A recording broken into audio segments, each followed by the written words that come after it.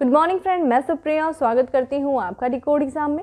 Friend, आज daily current affairs की class में हम डिस्कस करेंगे 16 जनवरी से रिलेटेड जितने भी न्यूज़ हैं, जितने भी इवेंट्स हैं जो हमारे एग्जाम के लिए इंपॉर्टेंट है, हम उन्हें एक करके यहाँ पे देखेंगे। तो आइए स्टार्ट करते हैं आज की क्लास। और आज की क्लास में हमारा सबसे पहला प्रश्न है जो कि बहुत ही ज़्यादा इंपॉर्टेंट है, वो है हाल ही में भारत वन स्थिति रिपोर्ट का कौन सा प्रकाशन जारी किया गया है? 16वां, 17वां, 18वां या फिर 19वां? Correct answer is B. ठीक है, 17वां प्रकाशन जारी किया गया है भारत वन स्थिति रिपोर्ट। ठीक है, आइए इसके बारे में देखते हैं, बहुत ही ज़्यादा इंपॉर्टेंट है।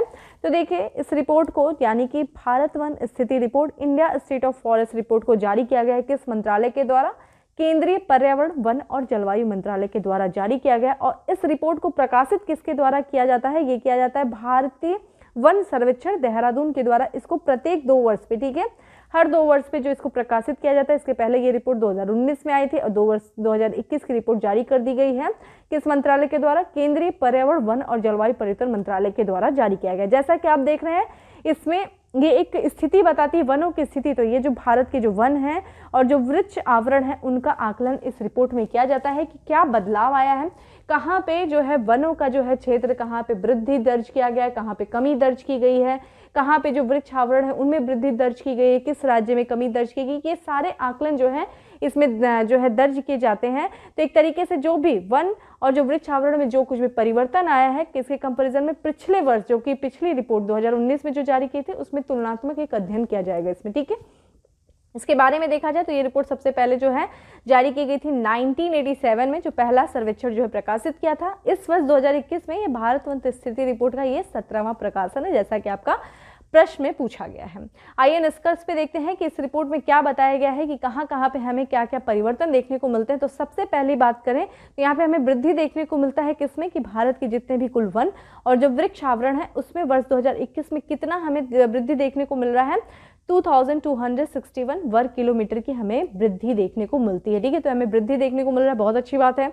अगर हम देखें कि कुल जो भौगोलिक क्षेत्रफल का जो वन आवरण है, इसमें भी वृद्धि दर्ज है। यहाँ पे भी देखिए इसका कितना इस समय दिखाया गया है, 7,13,789, यानी कि ये कुल जो जितने भी आपका पूरे भारत का जो भौगोलिक क्षेत्रफल का कितना है, 21.71% है। ठीक है, तो कुल भौगोलिक क्षेत्रफल का वन आवरण कितने प्रतिशत है? 21.71% है। और वहीं पर वृक्षावरण की अगर बात करें कि कुल भौगोलिक क्षेत्रफल का वृक्षावरण कितना है, तो 95,748। इसको देखा जाए तो ये पूरे जो भौगोलिक क्षेत्रफल का कितना है, 2.91% है। ठीक है, वनाच्छित जो है क्षेत्र है उसमें वृद्धि दर्ज की गई है। कितने जो क्षेत्रफल है, वन आवरण वाले जो क्षेत्र हैं उसमें वृद्धि दर्ज किया गया है। कितना? 1540 वर्ग किलोमीटर जो है वो दर्ज किया गया है। वहीं पे अगर वृक्षों के आवरण में कितनी वृद्धि दर्ज की गई है फ्रेंड? 721 जो है ये वर्ग किलोमीटर की वृद्धि दर्ज की गई है। हमें देखें यहाँ पे अच्छी बात दिख रही है, सारी चीज़ों में वृद्धि देखने को मिल रही है। वहीं अगर पूछे कि देश में वनों और वृक्षों से आच्छादित जो कुल क्षेत्रफल है वो इस समय कितना है, तो 8,09,537, यानी कि 80.9 मिलियन हेक्टेयर्स जो है, और ये पूरे भौगोलिक क्षेत्रफल का कितना है, 24.62% है। ठीक है, ये देखिए फ्रेंड, जो है ये सारी चीज़ें डेटा हैं, ये चीज़ ध्यान रखिएगा। ठीक है, और ये देखिए यहाँ पे भी हमें वृद्धि देखने को मिल रही है। इसके पहले ये जो हम पिछले वर्ष 2019 की रिपोर्ट में देखें तो ये जो आपका देश में जो वन और वृक्षों से आच्छादित जो कुल क्षेत्रफल था वो पहले 24.56 था, जिसमें देखिए हमें वृद्धि देखने को मिल रही है, 24.62 चला गया है, 62%। और वहीं अगर हम सर्वाधिक वन क्षेत्रफल वाले राज्यों की बात करें तो देखिए इस बार भी मध्य प्रदेश है। पिछली बार भी मध्य प्रदेश था, यहाँ पे सर्वाधिक वन क्षेत्रफल है मध्य प्रदेश में। इस बार भी मध्य प्रदेश ने अपने स्टेटस को मेंटेन रखा है। वहीं देखा जाए अरुणाचल प्रदेश दूसरे स्थान पे है, छत्तीसगढ़ फिर तीसरे, फिर उड़ीसा चौथे, फिर महाराष्ट्र जो है आपके जो है 5वें स्थान पे। तो सर्वाधिक वन क्षेत्रफल वाले राज्य मध्य प्रदेश, अरुणाचल प्रदेश, छत्तीसगढ़, उड़ीसा और महाराष्ट्र है। वहीं अगर हम बात करें कुल भौगोलिक क्षेत्र में जो प्रतिशत के रूप में वन आवरण वाले से ध्यान रखिएगा, यहाँ प्रतिशतता के आधार पर पूछ रहा है कि प्रतिशत के रूप में कौन कौन से। तो मिजोरम देखिए यहाँ 84.53% है। वहीं दूसरे स्थान पे कौन सा है आपका? अरुणाचल प्रदेश है, 79.33% है। और मेघालय देखा जाए 76% पे तीसरे स्थान पे, और चौथा जो कि हमें देखने को मिल रहा है 74.34%। तो यहाँ पे हमें अगर भौगोलिक क्षेत्र में जो प्रतिशतता के आधार पर वन आवरण वाले जो शीर्ष राज्य देखने को मिल रहे हैं, ये तो नॉर्थ ईस्ट वाले जो स्टेट्स हैं वही, इसमें भी देखा जाए मिजोरम टॉप पे है। वहीं अगर आपसे पूछा जाए कि वन क्षेत्र में वृद्धि वाले जो शीर्ष राज्य हैं, किन किन क्षेत्रों में जो है वनों की वृद्धि दर्ज की गई है इस बार, तो ये आंध्र प्रदेश में देखा जाए जो है ये टॉप पे रहा है। सबसे ज़्यादा जो हमें वन क्षेत्र में वृद्धि देखने को मिल रही है वो आंध्र प्रदेश में देखने को मिल रही है, जो कि कितनी है, तो ये देखा जाए तो 647 वर्ग किलोमीटर है। दूसरे स्थान पे तेलंगाना ने किया है 632, वहीं तीसरे स्थान पे उड़ीसा ने किया 537 जो है वर्ग किलोमीटर जो है दर्ज किया गया है। यहाँ पे हमें वृद्धि देखने को मिल रहा है। ठीक है, तो ये थे कुछ तथ्य हैं। और इसमें देखा जाए मैंग्रोव से भी संबंधित हमें जानकारी यहाँ पे दी गई है। तो मैंग्रोव में देखा जाए यहाँ पे भी हमें वृद्धि देखने को मिल रहा है, 17 वर्ग किलोमीटर की वृद्धि दर्ज की गई मैंग्रोव्स में। और अब देखा जाए वर्तमान में अगर हम पूरे मैंग्रोव्स की बात करें तो कुल मैंग्रोव आवरण जो है वो 4992 वर्ग किलोमीटर हो गया है। ठीक है, ये इसमें भी हमें 17 वर्ग किलोमीटर वृद्धि देखने को मिल रही है। वहीं अगर बात करें कि वृद्धि जो सबसे ज़्यादा मैंग्रोव क्षेत्र में जो दर्ज किया गया किन राज्यों में, तो देखा जाए उड़ीसा में जो है सबसे ज़्यादा दर्ज किया गया 8 वर्ग किलोमीटर। सेकेंड नंबर पे हमें महाराष्ट्र दिख रहा है 4 वर्ग किलोमीटर, और कर्नाटक जो है तीसरे स्थान पे रहा है। ठीक है, सबसे ज्यादा वृद्धि दर्ज करने वाला राज्य रहा है किसमें, मैंग्रोव्स के क्षेत्र में। ठीक है, और अगर आपसे पूछे वन क्षेत्र में वृद्धि दर्ज करने वाला राज्य, वो आंध्र प्रदेश रहा है। मैंग्रोव्स के मामले में देखा जाए तो उड़ीसा रहा है। ठीक है, हमें यहाँ पे कार्बन स्टॉक की बात करें अगर, तो वन में जो कुल कार्बन स्टॉक है वो कितना टन होने का अनुमान है, 7204 मिलियन टन होने का अनुमान है, जो कि देखा जाए वर्ष 2019 की तुलना में 2021 में देश के कार्बन स्टॉक में कितने की वृद्धि शामिल है, तो 79.4 मिलियन टन की वृद्धि जो है वो शामिल है। तो ये देखिए कुछ आपके वन जो आपका देखा जाए भारत वन स्थिति रिपोर्ट से संबंधित कुछ महत्वपूर्ण तथ्य थे। ठीक है, हम आगे और भी थोड़ा सा चर्चा करेंगे आने वाले नेक्स्ट सेशन में, क्योंकि अभी लेक्चर काफ़ी ज़्यादा लंबा हो जाएगा। कुछ हम स्टेट वाइज भी देखेंगे, स्पेशली आपका यूपी। ठीक है, यूपी के मामले में देख लेंगे थोड़ा सा अच्छे से कि कौन कौन से क्षेत्रों में क्या वृद्धि, किस तरीके का यूपी की स्थिति रही है वन आवरण के क्षेत्र में किस तरह का, तो हम इससे भी देख लेंगे। ठीक है, आते हैं अब अगले प्रश्न पे। हमारा अगला प्रश्न है कि भारत का पहला हेली हब, ठीक है, कहाँ स्थापित किया जाएगा, गुरुग्राम, हैदराबाद, गाजियाबाद या फिर Noida. Correct answer is Gurugram. ठीक है, हरियाणा के है गुरुग्राम, वहाँ पे भारत का पहला हेली हब जो है स्थापित किया जाएगा। तो यहाँ के जो केंद्रीय नागरिक उड्डयन मंत्रालय के द्वारा इसकी मंजूरी दे दी गई है, और हरियाणा का जो गुरुग्राम है वहाँ सभी विमानन सुविधाओं के साथ भारत का पहला हेली हब स्थापित किया जाएगा। ठीक है, यहाँ पे विमानन से संबंधित सारी सुविधाएं होंगी, और ध्यान रखिएगा हेली हब भारत में अपनी तरह का पहला ऐसा होगा जिसमें हेलीकॉप्टर के लिए एक ही स्थान पे सारी सुविधाएं होंगी। कैसी कैसी सुविधाएं, जैसे कि यहाँ पे हेलीकॉप्टर जो होता है, आप यहाँ से हेलीकॉप्टर तो उड़ा भी सकते हैं, आप ऑब्वियस है हेलीकॉप्टर तो उड़ाएंगे, लेकिन आप हेलीकॉप्टर की पार्किंग भी कर सकते हैं। ठीक है, उसके साथ साथ अगर आपके हेलीकॉप्टर में कोई समस्या आ गई तो उसकी मरम्मत भी कर सकते हैं। और इतना ही नहीं, आप यहाँ पे हेलीकॉप्टर में अपने पेट्रोल यानी कि ईंधन को भी आप जो ईंधन होता है, जो फ्यूल्स होता है जो उसका हेलीकॉप्टर का, उसको भी आप यहाँ पे सारी चीज़ को भरवाने की सुविधा होगी। ठीक है, तो इससे देखा जाए एक तरीके से इससे क्या क्या फ़ायदा हो सकता है, किनको किनको देखा जाए। देखिए अभी तक वहाँ पे हेलीपैड नहीं होते थे, तो ये जो पार्किंग करते थे गाड़ी जो आपके हेलीकॉप्टर्स की, वो जाकर के जो दिल्ली का जो इंदिरा गांधी अंतर्राष्ट्रीय हवाई अड्डा है वहाँ पे ये लोग पार्किंग करते थे। तो जब वहाँ पे पार्किंग की जगह नहीं होती थी तो हेलीकॉप्टर जो होते थे उनको पार्किंग करने की बहुत बड़ी समस्या आती थी। तो एक तरीके से उनको अपने हेलीकॉप्टर्स की पार्किंग करने से जो है समस्या जो उत्पन्न होती थी उससे छुटकारा मिल जाएगा। तो इस तरीके से जो वहाँ की जो विमानन कंपनियां हैं, शायद जो निजी हेलीकॉप्टर संचालन करने वाले लोगों, उन्हें एक तरीके से काफ़ी ज़्यादा यहाँ पे फ़ायदा देखने को मिल रहा है। ठीक है, ये हेली हब की बात करें तो गुड़गांव में बनाए जाने प्रस्तावित है, गुड़गांव में बनाया जाएगा, और साथ ही साथ ये औद्योगिक क्षेत्रों के लिए आसान कनेक्टिविटी के साथ साथ मेट्रो सुविधा के पास होगा। ठीक है, यानी कि जो औद्योगिक क्षेत्र नोएडा हो गया, भिवाड़ी हो गया, ये सारे क्षेत्रों के पास में होगा, तो काफ़ी ज़्यादा अच्छा रहेगा, कनेक्टिविटी काफ़ी ज़्यादा यहाँ पे सुलभ हो जाएगी। ठीक है, तो ध्यान रखिएगा पहला जो हेली हब बनाया जा रहा है, आप यहाँ पे तस्वीर देख सकते हैं, गुड़गांव में प्रस्तावित है। अगला है, देखिए ये बहुत ही अच्छा था प्रश्न है। यहाँ पे देखिए कि भारत का सबसे पुराने भालू जिसका हाल ही में निधन हो गया उसका नाम क्या था। ठीक है, ये वीर, सिंभू, गुलाबो या फिर मन्नू। देखिए आप सोच रहे होंगे ये प्रश्न क्यों शामिल किया गया, एक्चुअली ऐसे भी प्रश्न हमारे एग्जाम में पूछे जाते हैं इसलिए इसको शामिल किया गया है। तो यहाँ पे नाम था गुलाबो, देखिए इनका निधन हो गया। ये भारत के सबसे पुराने भालू थे। ठीक है, सबसे उम्रदराज, तो यहाँ पे देखा जाए भारत की सबसे उम्रदराज मादा स्लॉथ भालू थे, इनका नाम क्या था, गुलाबो था, और इनका निधन हो गया। कहाँ पे हुआ है, तो ये मध्य प्रदेश के भोपाल में स्थित वन विहार राष्ट्रीय उद्यान और चिड़ियाघर में जो है इनका निधन हो गया है। गुलाबो की बात करें तो ये सबसे पुराने सुस्त भालू थे और इनकी उम्र जो थी ये लगभग 40 साल थी, इनकी उम्र 40 वर्ष थी और इस 40 वर्ष में इनका निधन हुआ है। और इनको वर्ष 2006 में देखा जाए जब ये 25 साल के थे तो इनको एक कलाकार जो मदारी होते हैं ना, तो मदारियों से बचा करके इनको लाया गया था, गुलाबों को, लेकिन अब इनका भी निधन हो गया और ये भारत के सबसे उम्रदराज भालू थे। ठीक है, अगले प्रश्न पे बढ़ते हैं।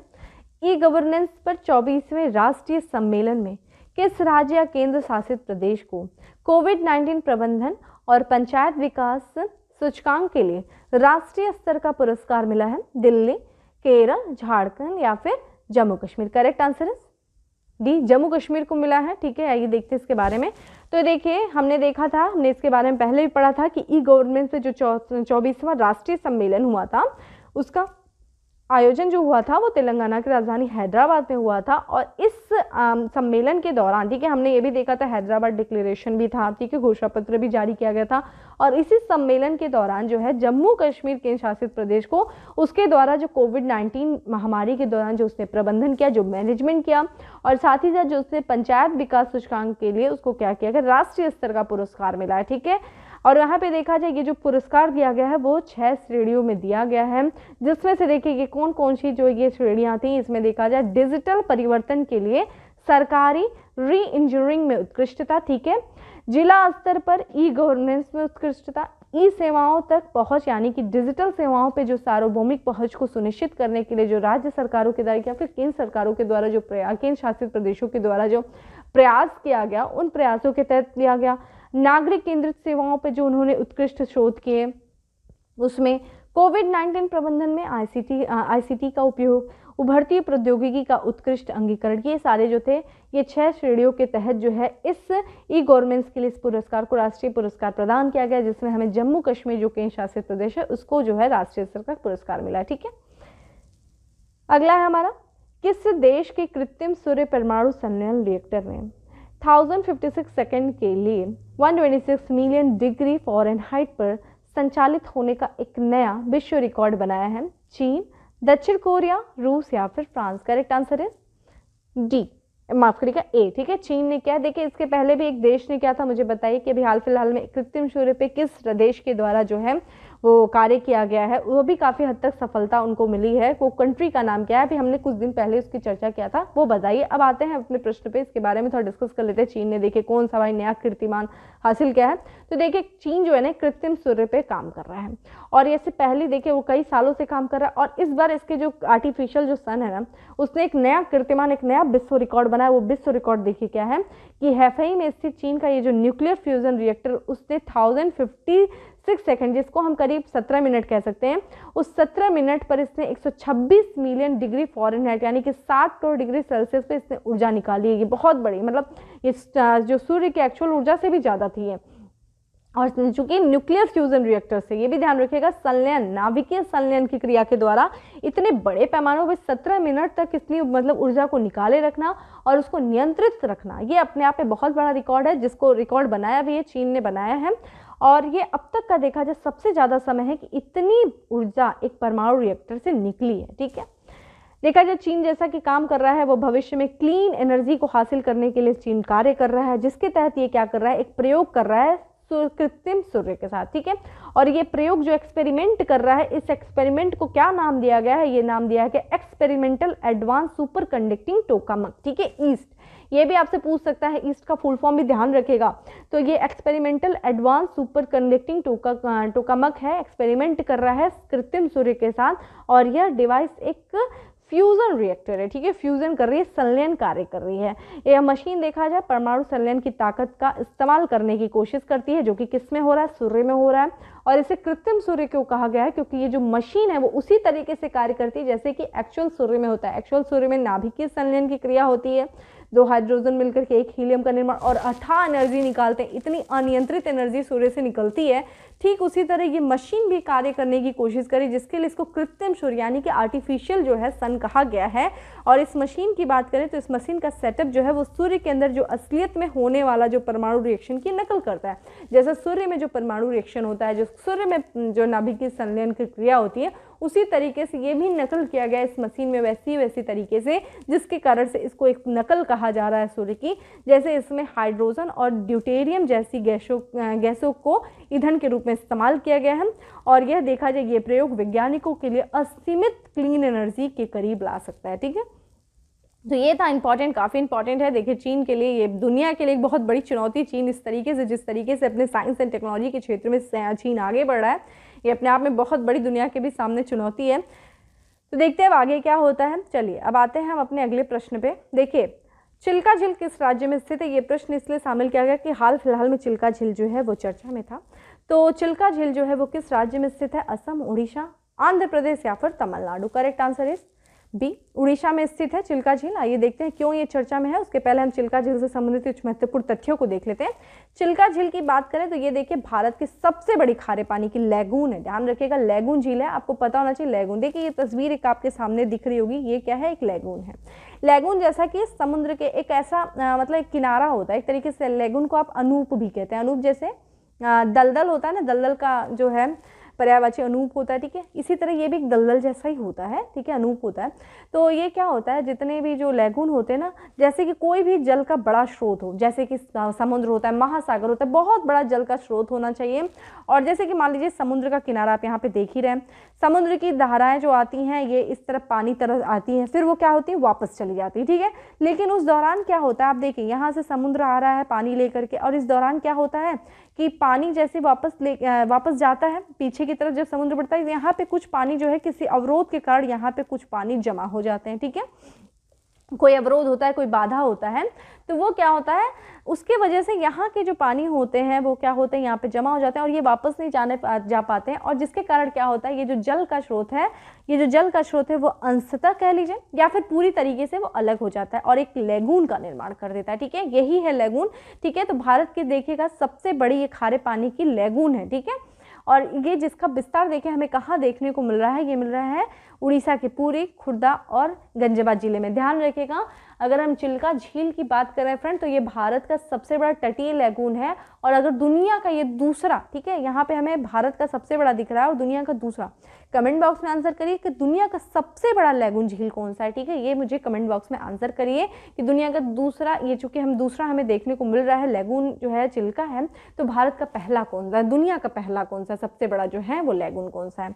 बाकी आगे प्रश्नों पे आते हैं। इसमें देखिए लैगून है, लैगून में कई द्वीप मौजूद हैं। यहाँ पे जो चिल्का जो झील है, यहाँ पे इस लैगून में देखा जाए कई द्वीप हैं, जिसमें से कृष्ण प्रसाद है, लेलमाना है, कालीजाई है, सोमालो है और पक्षी द्वीप समूह स्थित है। ठीक है, इस झील की बात करें तो ये झील जो है रामसर आर्द्र भूमि में भी नामित की गई है।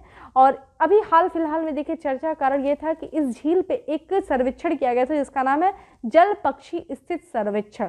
ठीक है, और इस झील में किया गया इस सर्वेक्षण को अभी हाल ही में जारी किया गया है। तो इससे कुछ महत्वपूर्ण तथ्य देखिए, ये जो झील है ना, चिल्का झील की अगर बात करें तो इसकी स्थिति ऐसी है कि ये भारतीय उपमहाद्वीप पर जितने भी प्रवासी पक्षी आते हैं, खासकर ये जो साइबेरिया वगैरह से काफ़ी ज़्यादा ठंड वहाँ पे होती है, तो वहाँ से सब पलायन कर जाते हैं, तो ये सब प्रवासी पक्षियों के लिए बहुत बड़ा शीतकालीन स्थल है। ठीक है, तो इस दौरान क्या होता है, इस पूरे लैगून में, अब इस रिपोर्ट में देखिए एक रिपोर्ट जारी की गई, एक रिपोर्ट सर्वेक्षण किया गया इस चिल्का झील का। उस सर्वेक्षण का नाम क्या रखा गया, जल पक्षी स्थिति सर्वेक्षण 2022। और उसमें देखिए क्या निष्कर्ष, उस रिपोर्ट में क्या बताया गया है कि इस पूरे लैगून क्षेत्र में देखा जाए 107 जलीय जो है पक्षी प्रजातियां और साथ ही साथ जो आर्द्र भूमि पर जो आश्रित जो 76 पक्षी प्रजातियों की गणना की गई इस जलून पे, और इनकी कुल संख्या में जो है अपेक्षाकृत कमी आई है पिछले वर्ष की तुलना में। तो इससे हमें क्या पता चल रहा है, एक तरीके से पर्यावरणीय स्थितियां ठीक नहीं, जिसके वजह से ये जो प्रवासी पक्षियां जो आती थी, जो कि एक जलीय पक्षियां जो आती थी, जलीय पक्षी प्रजाति थी, और एक आपका देखेंगे आर्द्र भूमि पर आश्रित प्रजातियां जो थी, उनमें कमी देखने को हमें मिल रहा है। और ये जो है, जैसा कि हमने बताया कि ये जो लैगून है ये भारतीय उपमहाद्वीप के चिल्का को पक्षियों का सबसे बड़ा शीतकालीन आवास भी माना जाता है। और गणना के दौरान ये एक चीज़ आई है सामने कि दुर्लभ जो मंगोलाई गल है उनको भी देखा गया है। और जिससे कि चिल्का में स्थित, ध्यान रखिएगा, चिल्का झील में स्थित नलबाना पक्षी अभ्यारण्य में ग्रेटर फ्लेमिंगो की संख्या में वृद्धि देखी गई है, ठीक है। और इससे क्या होता है, नलबाना की पुनर्बहाली को प्रदर्शित करता है, ठीक है। देखिए हमें यहाँ पे एक तथ्य ये भी मिल गया कि नलबाना पक्षी विहार जो वन अभ्यारण्य है, ध्यान करिएगा नलबाना पक्षी अभ्यारण्य जो है वो कहाँ स्थित है, तो ध्यान रखिएगा चिल्का में स्थित है। यहाँ से हमें एक तथ्य ये भी मिल गया, ठीक है। तो आप मुझे ये बताइए कि सबसे बड़ा जो है दुनिया का जो है सबसे बड़ा लेगून कौन सा है। और इसी के साथ साथ मुझे एक आंसर ये भी करिए कि भारत के जो देखिए हमने जो चिल्का जो आपका ये देखे कि हम लोग लेगून झील का एग्जांपल देख रहे हैं, जिसमें हम लोग चिल्का झील के बारे में देखे। पुलिकट झील भी है लेगून झील का एग्जांपल। तो पुलिकट झील बताइए किस राज्य में स्थित है, इसके बारे में पुलिकट झील के बारे में बताइए, ठीक है। आगे चलते हैं नेक्स्ट प्रश्न में कि निम्नलिखित में से किस स्थान पर वैश्विक जोखिम रिपोर्ट 2000 किस संस्था के द्वारा, निम्नलिखित में से किस संस्था के द्वारा वैश्विक जोखिम रिपोर्ट 2022 जारी की गई है। विश्व बैंक, वैश्विक मुद्रा कोष, विश्व आर्थिक मंच या फिर अंकटाड। करेक्ट आंसर है बी हो जाएगा, ठीक है। यहाँ पे सी यहाँ पे दिया है, ठीक है। तो यहाँ पे विश्व आर्थिक मंच जो है इसके द्वारा वैश्विक जोखिम रिपोर्ट 2022 को जारी किया गया है। आइए इसके बारे में देख लेते हैं क्या कहती है रिपोर्ट। तो देखिए वर्ल्ड इकोनॉमिक फोरम के द्वारा जारी किया गया है ग्लोबल रिस्क रिपोर्ट, ठीक है। तो वैश्विक जोखिम रिपोर्ट जो है जारी किया गया है विश्व आर्थिक मंच के द्वारा। और यह रिपोर्ट का कौन सा संस्करण था, देखिए 17वां संस्करण था, ठीक है। हम लोग आज देख रहे हैं काफ़ी ज़्यादा 17वां संस्करण ही देखने को मिल रहा है। तो ये इस रिपोर्ट का वैश्विक जोखिम रिपोर्ट जो है वो जो कि विश्व आर्थिक मंच के द्वारा जारी किया गया है और ये इस रिपोर्ट का 17वां संस्करण था, ठीक है। इसके बारे में देखें इस रिपोर्ट में क्या बताया गया है कि देखिए यहाँ पे इस रिपोर्ट में जोखिम के बारे में बात की गई, यानी कि विश्व के सामने जो वैश्विक जोखिम है, जो सबसे बड़ी चुनौतियाँ हैं वो चुनौतियाँ कौन कौन सी। तो यहाँ पे बताया गया जो विश्व में सबसे बड़ी जो चुनौती है वो किस रूप में खड़ी है, वो खड़ी है जलवायु परिवर्तन के रूप में, ठीक है। तो बताया गया इस रिपोर्ट में कि वैश्विक स्तर पर जो सबसे बड़ी चिंता है वो क्या है, जलवायु परिवर्तन से संबंधित, ठीक है, चिंता है। और यहाँ पे भी देखा जाए जो विश्व के 10 वैश्विक जोखिमों में 5 जो है वो जलवायु या पर्यावरण से संबंधित है, पर्यावरण से। और ये 5 कौन कौन से हैं, देखा जाए कौन कौन सा है, तो एक तो आपका जलवायु संकट है, दूसरा बढ़ती सामाजिक विषमता, जिस तरीके से समाज में विषमताएं बढ़ रही ये सबसे बड़ी चुनौती है। तीसरा देखा जाए बढ़ता साइबर जोखिम, खासकर पेंडेमिक के दौरान जिस तरीके से हम डिजिटलाइजेशन की तरफ तो बढ़ रहे हैं, लेकिन उसी के साथ साथ बहुत सारी चुनौतियां भी आ रही साइबर सिक्योरिटी के रूप में। असमान वैश्विक पुनरुद्धार, चूंकि पुनरुद्धार तो हो रहा है लेकिन वो समान तरीके से नहीं रहा, कोई वर्ग वंचित रह जा रहा है, ठीक है, जो है पुनरुद्धार से। तो एक तरीके से जो लोग जो है पुनरुद्धार तो हो रहा है लेकिन ये असमान तरीके से हो रहा है, तो ये भी एक अपने आप में बहुत बड़ी चुनौती है। अन्य चुनौतियों के बारे में बात करें, अन्य जोखिमों के बारे में बात करें तो देखिए कौन कौन से कारक हैं। सबसे बड़ा जल संकट है, फिर देशों के मध्य संघर्ष हो रहा है। आप इधर भी देख रहे होंगे कि जो देश हैं वो आपस में, कई देश आपस में एक दूसरे से संघर्ष कर रहे हैं, ठीक है। तो तीसरा बहुत महत्वपूर्ण है, महामारी के जो पश्चात जब वैश्विक अर्थव्यवस्था के सामने, जैसे वैश्विक दुनिया के सामने आर्थिक रूप से जो चुनौतियां खड़ी होने वाली है पोस्ट पैंडेमिक। देखिए हम लोगों ने प्री पैंडेमिक देखेंगे, ये दुनिया जो है 2 भागों में बढ़ गई, एक प्री पैंडेमिक, दूसरा पोस्ट पैंडेमिक। प्री पैंडेमिक के किस तरह से आप थे, अब पोस्ट पैंडेमिक की तरफ देखा जाए किस तरीके से, जब पैंडेमिक के बाद की दुनिया कैसी होगी, उसमें सबसे बड़ी चुनौती होगी वैश्विक अर्थव्यवस्था, ठीक है।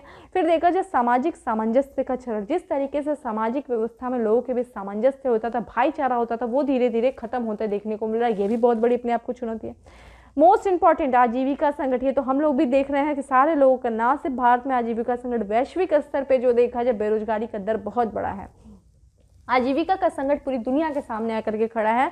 वहीं उसके साथ देखा जाए सबसे इंपॉर्टेंट मानसिक स्वास्थ्य में गिरावट। इन सब कारणों से आप देखेंगे इधर बीच आप लगातार पढ़ रहे होंगे कि आत्महत्या का दर जो है वो काफ़ी ज़्यादा कई देशों में हमें बढ़ते हुआ देखने को मिला है। तो लोग क्या है काफ़ी ज़्यादा डिप्रेशन के शिकार हो रहे हैं। अभी वर्ल्ड बैंक के भी द्वारा एक रिपोर्ट भी जारी की गई थी, उसमें भी इस सब बारे में बात किया गया था। तो ये अपने आप में सबसे महत्वपूर्ण जो है चुनौती मानसिक स्वास्थ्य से संबंधित, खासकर पेंडेमिक के दौरान जो बच्चे हैं, जो आप 10 से 15 साल के बच्चे, उनमें जो है विकारता ये देखने को मिली है। तो ये भी बहुत आने वाले दिन के लिए बहुत बड़ी चुनौती बनके खड़ा होगा। तो इस रिपोर्ट में बताया गया है। वैश्विक सर्वेक्षण में ये भी पाया गया कि देखिए भाई 6 में से 1 ही व्यक्ति आशावादी है, बहुत जो है ऑप्टिमिस्टिक है कि वो अच्छा सोच रहा है, 6 में से मात्र 1 व्यक्ति, और 10 में से केवल एक का मानना ऐसा है कि वैश्विक सुधार में तेजी आएगी। तो इस तरीके से लोगों के अंदर नकारात्मकता की भावना इतनी बढ़ चुकी है कि लोग अच्छा सोच नहीं पा रहे हैं, सबके अंदर कोई आशावादी रह ही नहीं गया। हम यहाँ पे इस रिपोर्ट में क्या बताया गया, 6 में से मात्र 1 कोई व्यक्ति है जो आशावादी है, और हर 10 में से केवल 1 सोचा हाँ भाई ठीक है वैश्विक सुधार में तेजी आएगी, ठीक है। रिपोर्ट में भारत के संबंध में भाई क्या बताया गया है? जैसा कि आप देख रहे हैं राज्यों के बीच में संबंधों में तरह डेली एक राज्य दूसरे देश में, आप तो देख ही रहे किस तरीके से राज्यों के बीच में संघर्ष हो रहा है। ऋण का संकट बहुत बड़ा, इस बार का बजट आपने अगर ध्यान से पढ़ा होगा तो उसमें आपको समझ में आया होगा, ऋण संकट बहुत बड़ा समस्या है। फिर युवाओं में देखेंगे व्यापक निराशा ऑब्वियस है, उनके सामने किस तरीके से भविष्य की चुनौती, बेरोजगारी दर की ऑलरेडी हम लोगों ने बात किया। दूसरी मोस्ट इंपॉर्टेंट डिजिटल असमानता जो है, ये शीर्ष जोखिम जो है सामने आया है। तो ये हमारे लिए इंपॉर्टेंट है, तो ये ध्यान रखिएगा। ये जो विश्व आर्थिक मंच के द्वारा जो वैश्विक जोखिम रिपोर्ट जारी किया गया बहुत इंपॉर्टेंट रहा है, तो आप इसमें देख सकते हैं। आप कुछ इसका आंसर भी फ्रेम कर सकते हैं कि इन चुनौतियों को देखते हुए आपसे प्रश्न भी पूछा जा सकता है मेंस में कि आप बताइए इनका समाधान क्या है। अगर आपसे ये सब पूछ दिया जाए कि ये जोखिम आपके सामने खड़ी है और आपसे समाधान पूछा जाए कि क्या क्या किया जा सकता है, किस किस स्तर से कार्य किया जा सकता है कि इन चुनौतियों से निपटा जाए, तो आप क्या करेंगे? इस पे आप कुछ अपने से क्वेश्चंस को बनाइए, फ्रेम करिए और उसका आंसर खुद लिखिए। इस तरह से ही प्रश्न आपके मेंस में पूछे जाते हैं। ठीक है, आते हैं अगले प्रश्न पे कि किस मंत्रालय द्वारा स्वच्छ विद्यालय पुरस्कार 2021-22 शुरू किया गया है? गृह मंत्रालय, शिक्षा मंत्रालय, स्वास्थ्य मंत्रालय या फिर महिला एवं बाल विकास मंत्रालय? तो करेक्ट आंसर इज बी, शिक्षा मंत्रालय के द्वारा स्वच्छ विद्यालय पुरस्कार 2021-22 जारी किया गया है। तो यहाँ पे जो केंद्रीय शिक्षा राज्य मंत्री जिनका नाम है श्री सुभाष सरकार, उनके द्वारा जो है वर्चुअल माध्यम से स्वच्छ विद्यालय पुरस्कार 2021-22 को शुरू किया गया है। इस कार्यक्रम में देखा जाए किन किन लोगों ने हिस्सा लिया एज ए प्रतिनिधि के रूप में, तो जो स्कूली शिक्षा और साक्षरता विभाग की जो सचिव हैं जिनका नाम है श्रीमती अनीता करवाल के साथ देखा जाए सभी राज्य और जितने भी केंद्र शासित प्रदेश हैं और साथ ही साथ यूनिसेफ के प्रतिनिधियों ने इसमें हिस्सा लिया है। और इसमें देखिए एक रोड मैप तैयार किया गया है। उस रोड मैप में देखा जाए ये जो पुरस्कार है स्वच्छ विद्यालय पुरस्कार, ये उन स्कूलों को मान्यता देगा, ये उन स्कूलों को प्रेरणा देगा, पुरस्कार देगा जिन स्कूलों ने जल सफाई स्वच्छता के क्षेत्र में एक अनुकरणीय कार्य किया है, एक सराहनीय कार्य किया है। उनके कार्य को मान्यता मिलेगी, उनको पुरस्कृत किया जाएगा। और साथ ही साथ जिन स्कूलों ने भविष्य में जो स्कूलों को और बेहतर करने के लिए और बेहतर प्रदर्शन करने के लिए एक रोड मैप तैयार किया है, ऐसे स्कूलों को जो है पुरस्कृत किया गया है। और स्कूलों में जो है पानी स्वच्छता की सुविधाओं के प्रावधान से क्या होगा, स्वस्थ स्कूल वातावरण हासिल करने में मदद मिलेगी और इससे जो है बच्चों को बीमारी से भी बचाया जा सकेगा। ठीक है, तो स्कूलों का वातावरण स्वच्छ होना चाहिए, पानी स्वच्छ होना चाहिए, इन सबसे एक अच्छा वातावरण जो है वो बनता है और जिन स्कूलों ने ऐसे प्रयास किया उनको पुरस्कृत किया गया है। ठीक है, नेक्स्ट है हमारा प्रश्न, अमेरिकी क्वार्टर सिक्के के नए संस्करण में शामिल होने वाली पहली अश्वेत महिला कौन बनी है? डेजी बेट्स, मिल्नी डेज, कैलरी कॉनराड या फिर Maya Angelou? Correct answer is D है, माया एंजेलो जो है बनी। आप यहाँ पे तस्वीर देख सकते हैं। तो यहाँ पे देखिए अमेरिकी क्वार्टर सिक्के के नए संस्करण में शामिल होने वाली पहली अश्वेत महिला बनी है माया एंजेलो। ये इनकी देखा जाए ये कौन इनका जो देखा जाए पेशे से लेखिका थी, कवित्री थी, सामाजिक कार्यकर्ता थी माया एंजेलो, और इनको 25 सेंट के सिक्के पे जगह दी गई है। और ये जो दिया गया इनको जो श्रद्धांजलि के जो दिया गया एक तरीके से कि एक प्रोग्राम चलाया गया जिसका नाम है वुमेन क्वार्टर प्रोग्राम। इसी के तहत जो है श्रद्धांजलि पाने वाली माया एंजेलो पहली महिला है। और इस प्रोग्राम के तहत वर्ष 2022 से लेकर के 2025 तक जो है अमेरिकी मिंट में 5 अलग अलग पथ प्रदर्शक महिलाओं को श्रद्धांजलि जाएगी जिन्होंने देश के इतिहास में योगदान दिया। ठीक है, तो ये ध्यान रखिएगा, अमेरिकन वुमेन क्वार्टर्स प्रोग्राम। ठीक है, इसी के तहत जो है उन महिलाओं को एक तरीके से सम्मानित किया जाएगा, श्रद्धांजलि दी जाएगी जिन्होंने देश के इतिहास में योगदान दिया है। ठीक है, अगला है और अंतिम है प्रश्न की कचाई लेमन फेस्टिवल किस राज्य में शुरू किया गया है? मणिपुर, अरुणाचल प्रदेश, नागालैंड या फिर असम? करेक्ट आंसर है ए, मणिपुर में किया गया है कचाई लेमन फेस्टिवल का आयोजन। तो यहाँ पे देखा जाए ये द्विदिवसीय जो है आयोजन था और ये फेस्टिवल था कचाई लेमन फेस्टिवल। और इसका जो है ये आयोजन जो किया गया है वो मणिपुर में उखरूल जिले के कच्छाई गांव में स्थानीय मैदान में शुरू हुआ है और ये 18वां संस्करण था। ठीक है, ये जो आयोजन किया जा रहा है ये एक तरीके से उद्देश्य क्या है, जो एक अनोखे प्रकार के नींबू फल को बढ़ावा देना है और जो इससे संबंधित जो किसान हैं जो इस नींबू से संबंधित उनको क्या करना है, प्रोत्साहित करना है, ताकि वो हर जो है इसको प्रोत्साहित करने के लिए जो है ये हर साल कच्चाई लेमन फेस्टिवल का आयोजन किया जाता है। इस वर्ष देखा जाए महोत्सव की थीम क्या थी कि सुरक्षित पर्यावरण और ग्रामीण परिवर्तन के लिए जैविक कच्चाई नींबू, ये इस विषय के तहत जो है इस बार इस फेस्टिवल का आयोजन किया गया है। क्योंकि हम मणिपुर के बारे में पढ़ रहे हैं तो थोड़ा मणिपुर के बारे में देख लीजिए। ये देखिए मणिपुर जो कि एक नॉर्थ ईस्ट का एक स्टेट है, 7 सिस्टर्स में से एक है, जिसकी राजधानी देखिए यहाँ पे हमें दिख रही है इम्फाल, ठीक है। मणिपुर यहाँ पे देख रहे हैं म्यांमार के बॉर्डर से लगा हुआ है, यानी कि एक अपनी अंतर्राष्ट्रीय सीमा को भी म्यांमार से जो है मणिपुर साझा करता है, किसके साथ, म्यांमार के साथ। और यहाँ पे 3 राज्यों से अपनी सीमा, यानी कि उत्तर में देखा जाए नागालैंड, दक्षिण में देखा जाए मिजोरम, और इसके इधर देखते हैं तो पश्चिम में हमें असम देखने को मिल रहा है। मणिपुर जिसकी राजधानी इम्फाल है। यहाँ के अगर जो सीएम की बात करें तो एन वीरेन सिंह जो है वो यहाँ के चीफ मिनिस्टर हैं, ठीक है। और यहाँ के जो राज्यसभा की सीटों की बात करें तो 1 है, और यहाँ की लोकसभा की सीटें 2 हैं, ठीक है। तो ये था हमारा आज का एमसीक्यू। अब आ जाते हैं फैक्ट्स ऑफ द डे में, जिसमें सबसे पहला फैक्ट है कि यूरोपीय संघ के अनुसार 5वां सबसे गर्म वर्ष दर्ज किया गया कौन सा भाई, 2021। तो इनके अनुसार सबसे गर्म वर्ष था 2021। BWF 2022 Yonex sunrise India open tournament आयोजित किया गया, कहाँ पे, नई दिल्ली में किया गया, ठीक है। उड़ीसा राज्य सरकार द्वारा राज्य सिविल सेवा परीक्षा में प्रवेश के लिए उम्मीदवारों की आयु को बढ़ा दिया गया है। 32 साल पहले थी, अब क्या है, 38 कर दी गई, 38 ईयर्स कर दिया गया, ठीक है। उड़ीसा राज्य सरकार के द्वारा जो राज्य सिविल सेवा परीक्षा के प्रवेश की जो उम्मीदवारों की उम्र थी। अगला है सर्वे ऑफ इंडिया के महासर्वेक्षक के रूप में नियुक्त किया गया किसे, वरिष्ठ IAS थे जिनका नाम है सुनील कुमार। तो सुनील कुमार को सर्वे ऑफ द इंडिया के महासर्वेक्षक के रूप में नियुक्त किया गया। Universal peace federation India chapter की ओर से एम्बेसडर फॉर द पीस सम्मान से नवाजा गया है जामिया मिलिया इस्लामिया के कुलपति प्रोफेसर नजमा अख्तर को, ठीक है। नेक्स्ट है हमारा आत्मकथा indomitable a working women notes on life work and leadership. ये किसकी जो है ऑटोबायोग्राफी है, ये है SBI की जो पूर्व अध्यक्ष थी जिनका नाम है अरुंधति भट्टाचार्य, ठीक है। अगला है दक्षिण अफ्रीका में टेस्ट क्रिकेट में शतक लगाने वाले पहले भारतीय विकेट कीपर बल्लेबाज बन गए हैं कौन, ऋषभ पंत बने हैं। वहीं अगला है हमारा भारतीय ऐतिहासिक अनुसंधान परिषद Indian council of historical research के अध्यक्ष के रूप में नियुक्त किया गया किसे, कुरुक्षेत्र विश्वविद्यालय के प्रोफेसर एमरिटस को, ठीक है। अगला है RBI के एक कार्यकाल के लिए RBI ने यानी कि रिजर्व बैंक ऑफ इंडिया ने एक कार्यकाल के लिए उज्जीवन स्मॉल फाइनेंस बैंक प्रबंध निदेशक और मुख्य कार्यकारी अधिकारी के रूप में नियुक्ति दी है। किसको दी है, इत्रा डेविस को दिया है, ठीक है। इत्रा डेविस को उज्जीवन स्मॉल फाइनेंस बैंक के प्रबंधक निदेशक और मुख्य कार्यकारी के रूप में।